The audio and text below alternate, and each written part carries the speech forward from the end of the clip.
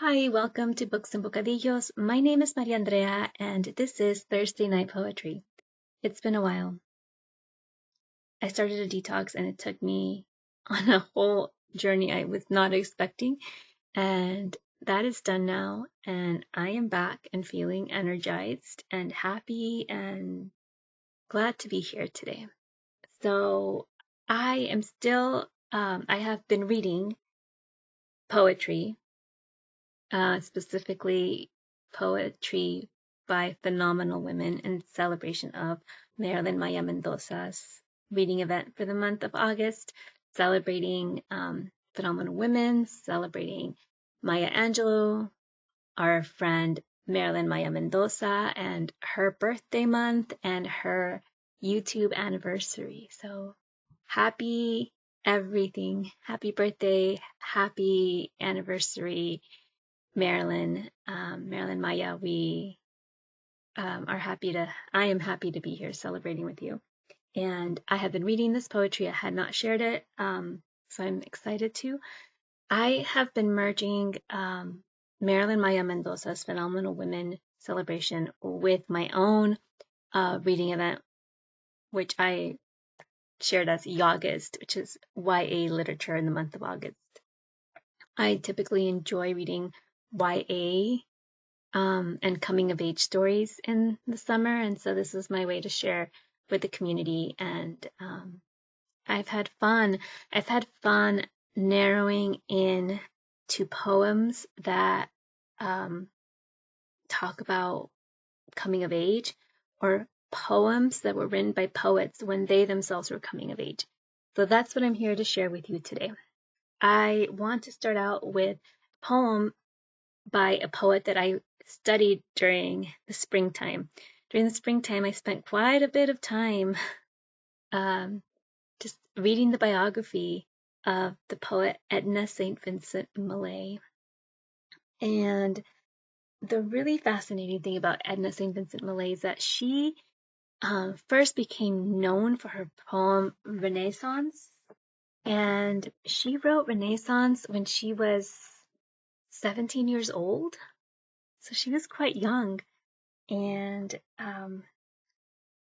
I want to share not the whole poem because it's a very long poem, but I want to share a bit of that poem. So this is sorry, my screen was about to freeze. This is an excerpt from Renaissance by Edna St. Vincent Millay. I'm starting at the beginning. Renaissance. All I could see from where I stood was 3 long mountains and a wood.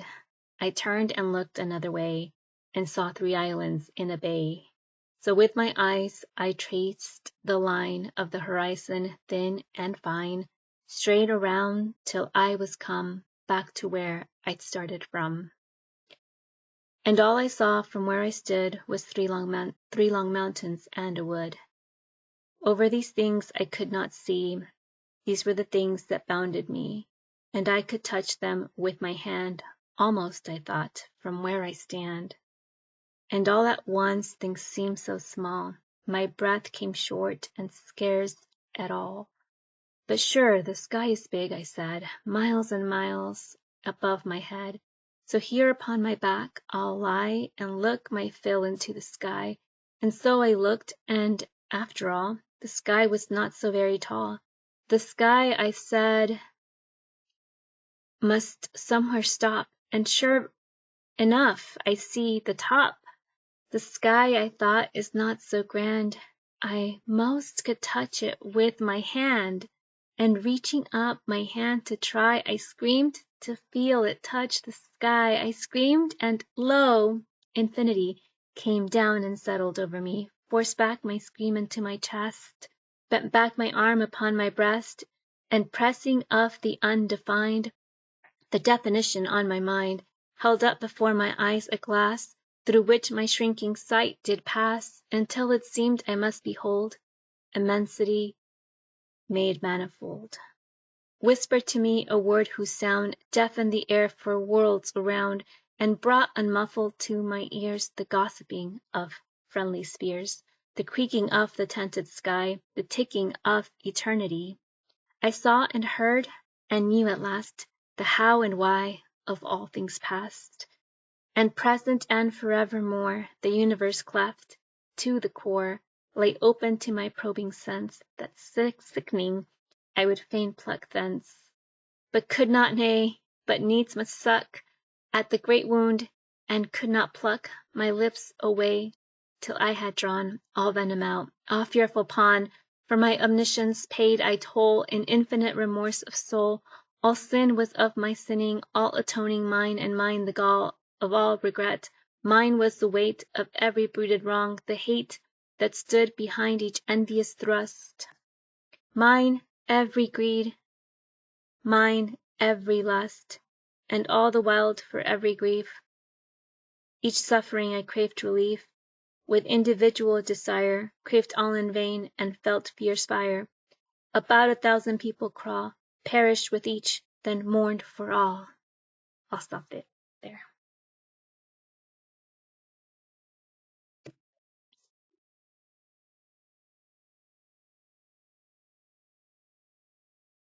Okay, my screen is frozen, but I'm going to keep going. Or let me make sure that it hasn't frozen. I will be right back. Okay, we are going to keep going, and hopefully it'll all work out and come together. The next poem I want to read is from the collection by Franny Troy, The World Keeps Ending and the World Goes On. I love Franny Troy's voice and the way her poems intersect at different, in different ways. She just deals with so many different themes, and I'm always made to ponder and reflect. And yeah, I think her poetry just makes me think about things in different ways, and I love the poetry. So the poem that I want to read is September 2001. September 2001. We were punished and salt-licked and wrecked with wanting we didn't understand. We were old enough to be obsessed with death, to dream of baseball bats and crushed skulls, to tongue scripture and lift our wetness toward extinction. It was the year 2001, and all-day kids got pulled out of class so slow and dreamlike it was like they dissolved, like the last scene in The Sandlot. Boy after boy, forever fading into a VHS afterlife. At lunch, Jackie said, "We finally get our own war," and everyone knew it was bad for her to say so, and laughed anyway. I was old enough to have wanted to run away from home, old enough to be grateful for my American certificates, to let the prophecies of plague string my spine with lights. Everything I didn't know was a throatful of something hot and bothered, the hair crawling up my calves, the shock that flew through me when Alex drew a picture of sex. The wreckage of birds I became when he felt me up in the hallway. I didn't know what to call that feeling, only that I was on the edge of something as impressive and glorious as catastrophe, counting my life mostly as a series of small, terrible stories. Elsewhere children are being beaten in factories, beaten if they don't speak Japanese, stripped from their bones if they're born in the wrong country. That year I fumbled everywhere. For some authorized trajectory through my short-legged life, any book could whisper a word to me that would name it. That exact shiver buzzing at my edges when night shifted her foreign dress, when Omar's soccer friend called me a chink, or when the church girls laughed until I was sticky with fire. You have to understand it was 2001. We had made it through the prophesied apocalypse with its computerized rapture and bunkers full of pudding. Instead, there had been fireworks. though we'd been promised war on television, face after face was saying, I am an American. I wanted to fuck, then shoot the man who spoke to my mother like a child. I was so afraid of seeing dead people that I saw them everywhere. It was the new age. We quotes, had finally had, quotes, our own war. How can I explain the things I did wrong? I was never any good at telling the difference between what wanted me and what wanted me gone.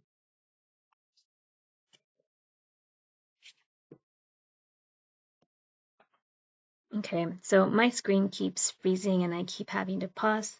So it might look weird in editing, like it's all choppy, but I'm trying to do my best. I don't know why my computer's doing this to me. Next, I have this collection by Amy Nusakamatati, and the collection is titled At the Drive-In Volcano. The poem I want to read is Planaria. Planaria by Amy Nusakamatati. The best part of biology class wasn't the frogs' white clammy bellies split open or the fetal pig eyes' cloudy blue shooter marbles. It wasn't when we held a cow's fatty heart, heavy with dead blood in our trembling hands, couldn't compare to the giant hissing roaches scrambling along the sides of our homemade cardboard maze. The best part was the unit on worms before we pinned earthworm against crusty blue rubber trays. To count the hearts, find the tiny pearls of ganglia. Pinch out its last meal of soil from its crop, there was planaria. A flatworm, simple and slow in its petri dish, see-through under light, and our mini red scopes, we had to cut off their heads with a razor blade, some their tails. When they were still alive, I'd feel sick. With this murderous business, come to school early to check their progress, doubt my teacher's promise of regeneration. Snow drifted into tiny diagonal mounds against our classroom window, and sure enough, like the crocus pushing purple through dank mulch, when we least expected my planaria grew. Another head, the other piece, another tail, to form two whole new worms, their eye spots a bit wider now, as if to add brighter lights to the celebration.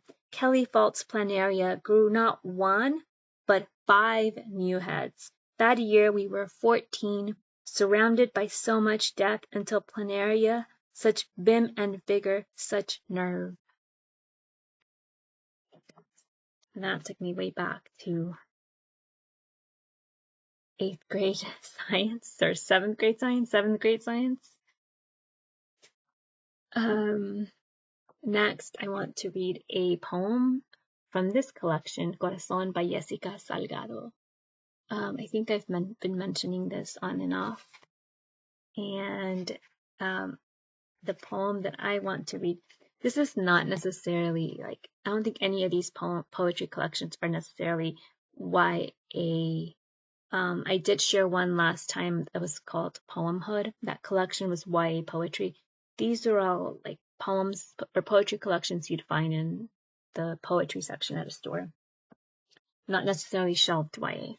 But I was looking for poems that were of coming of age or had themes of YA. So I wanted to read this one here. So this collection is not YA, is what I'm trying to tell you.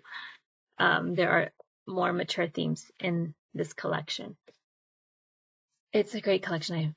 I've been reading it and I'm really enjoying it, but this one I felt was very appropriate for like YA. Jenny and I, mangoes the green ones, we used stones or large sticks to knock from their branches. We'd sit and eat, then and there, our small buckets in our laps, a bag of salt between us. The cows and their large soft eyes would stare. eyes like a first-time lover, like a face so tender it might cry. We were children then, you and I. Our grandmother, Mamita, was still alive. She stood at the top of the hill and yelled our names.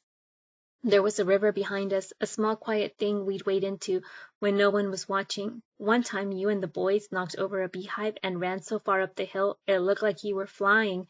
I wasn't with you that day. I was afraid of everything except the poems. They've always been here. You would leave for adventures in that country we considered wild, all that green, all those animals.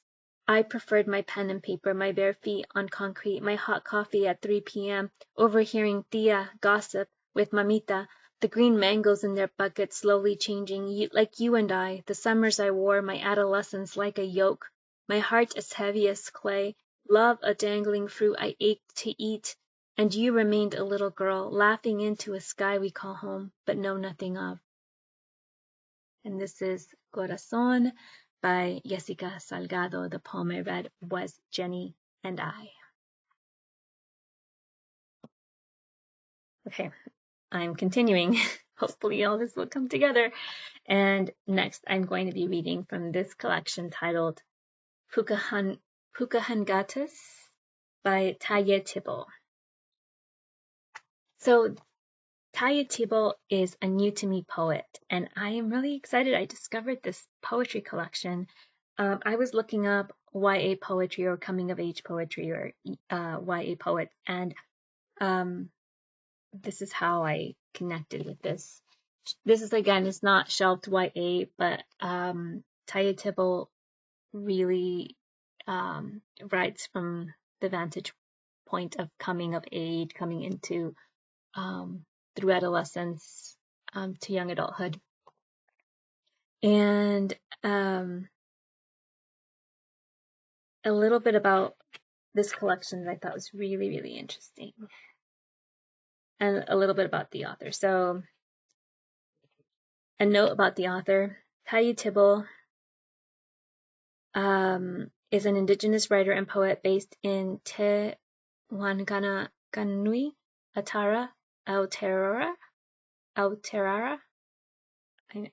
I'm not sure if I'm saying that correctly.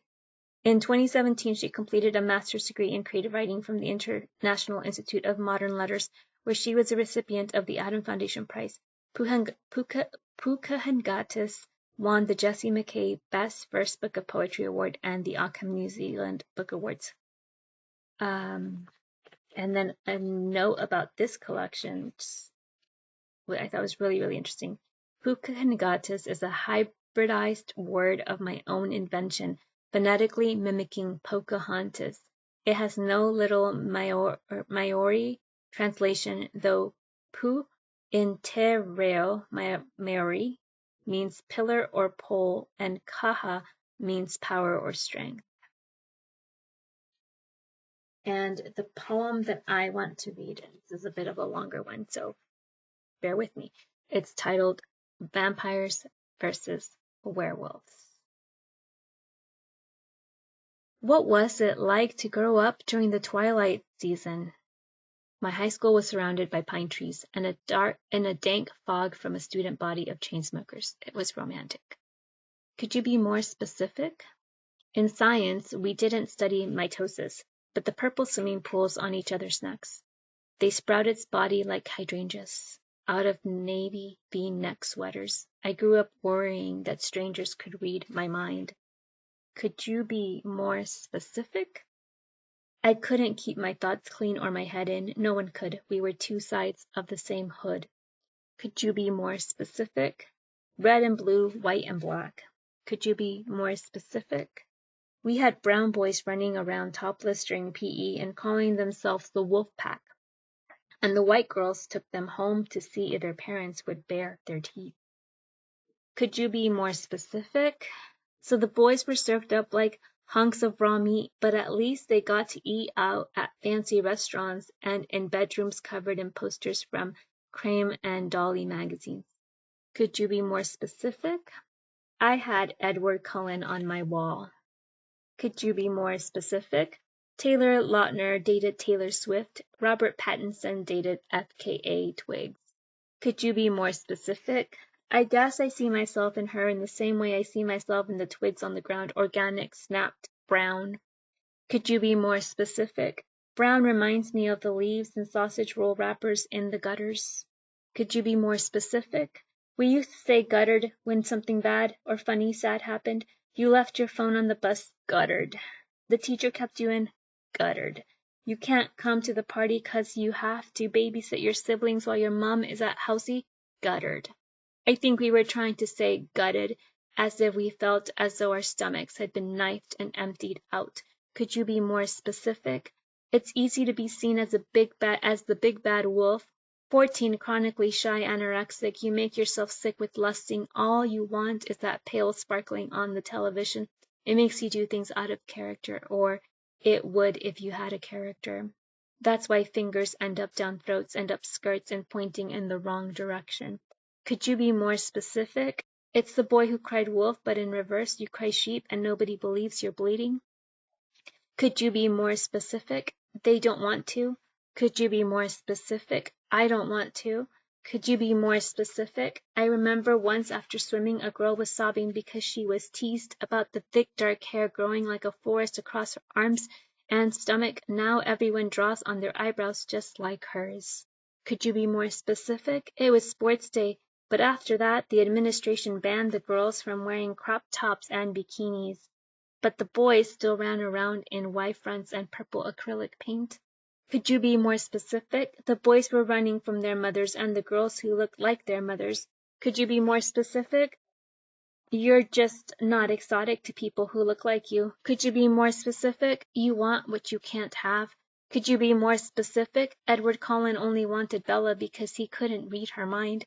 Could you be more specific? That and she smelt like wild strawberries or some bullshit. Could you be more specific? He wouldn't have wanted her if she was like those other girls whose minds he was always sneering at, but always reading like a teen magazine or like a trashy book. Could you be more specific? Well, he was an angsty, stone-cold son of a bitch, always flaking on her, ignoring her, telling her to leave him alone. Could you be more specific? Then, just like showing up in her bedroom uninvited in the middle of the night, watching her sleep, spying on her, and generally being weird and mean and obsessive. And this was all on top of telling her constantly how badly he wanted to suck the life from her already lifeless veins. Could you be more specific? We crave otherness. We hate otherness. Could you be more specific? There was a boy who would meet another boy in the pine trees, but after accidentally making eye contact in the hallway, he put that boy's head through a locker. Could you be more specific? In Twilight, the vampires and wolves made a pact to live in peace as long as they left each other alone.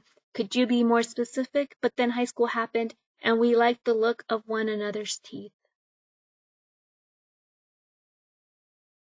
I hope you're enjoying this. I am just trying to catch up on all the poetry I wanted to share throughout the month, and I've got 2 more poems to go. The next poem is from the collection New Names for Lost Things, and this was written by Noor Unahar. I've read the poetry of Noor Unahar on my channel before. The poem that I want to read today is titled Trash Kids Song in a City with a Conceited Summer. I thought this went well with Garb August and Yagist. So this is Trash Kids Song to a City with a Conceited Summer. I stepped out of 1997 to a summer twice my age. Together we have floated over a city never kind enough. I left with a bag packed with 3 poems and a name. There, our voices will always be an urban trauma. Your love will always be a season gone wrong. Always, not a word but a sword that wouldn't ever see blood. My apologies. Your ache cannot be of gold there, forever an uninvited guest. The city doesn't carry hand-me-down devastation, unlike you, unlike us. Remind me of the city, of its violent kind of kindness, when the rest of us are stepping out of summer to a season thrice my age.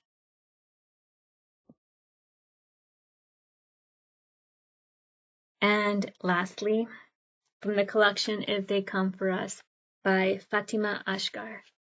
I've also shared poems from this collection on my channel before, and the poem that I want to read today is The Last Summer of Innocence. The last summer of innocence was when the mosquito bites bloomed across my ass, swathes of mucus burst, when the bus bumped the way to school, blood seeping through the cotton of my underwear. The wound would dry under ripe blackberries, staining the back of my dress each time I took my panties off. I tore the bites open. I went to the hospital 3 times that summer, my body always leaking pus. Slow dancing down the backs of my thighs, glistening like fresh baby oil in the moonlight. The summer my sister shaved her armpits, even though the adults said she couldn't. She took my uncle's dull razor and marveled at the smoothness, left our Muslim house in a long-sleeved shirt. Before stripping down to a tube top on the bus, haram I hissed, but too wanted to be bare, armed and smooth, skin gentle and worthy of touch. That was until she had a lump, swelled to the size of a golf ball from an ingrown hair, and we both landed back in the hospital room. Doctors vacuuming liquid out of our muscles. The last summer of innocence was when my best friend gave me the 2 big thong with silver heart clasp, and I put them on under my dress and buried my bloody granny panties behind the bleachers in the soil the boys used to touch each other and pretend it was a tackle. The summer after the towers fell or were blown down or up, and I watched the TV over and over, the people running from the fire and smoke and jumping from the buildings, arms out like wings, their bird bodies orbiting the earth, a new sun. It was like summer. The TV told me I was dangerous, the TV told me I was dangerous, and I tried to learn Spanish so I could pretend I was the other kind of other. It was the days I memorized the green leather seats of the school bus and stared straight ahead when the popular girls asked where I was from, my skin full of sores, pussing and oozing as the blood fled my body, trying to find anything else to call home. That's it for today.